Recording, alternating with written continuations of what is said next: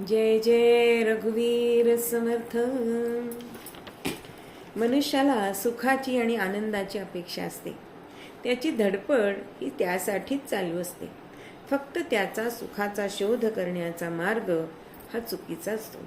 तो विषयांमध्ये सुख भोगत असतो, शोधत असतो. पण संतांना ठाऊक असते की भगवंत हाच एकमात्र सुख स्वरूप आणि आनंद स्वरूप आहे.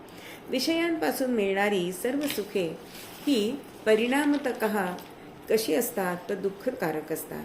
आपण भगवंत सोडून सर्वत्र सुखाचा शोध घेत असतो.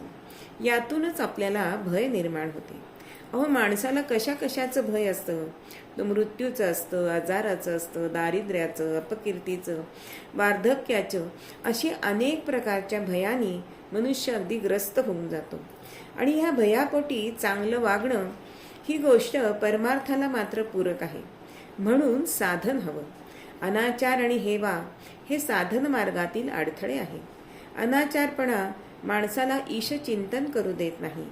हेवे दावे ह्याच्यामुळे चित्त शुद्ध राहत नाही. म्हणून विवेकपूर्ण अनाचार आणि हेवा यांचा त्याग करावा.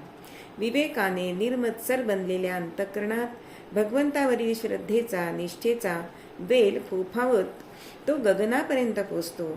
आणि म्हणूनच प्रभाते मनी राम चिंतित जावा असं आपल्याला समर्थ रामदास स्वामी सांगतात.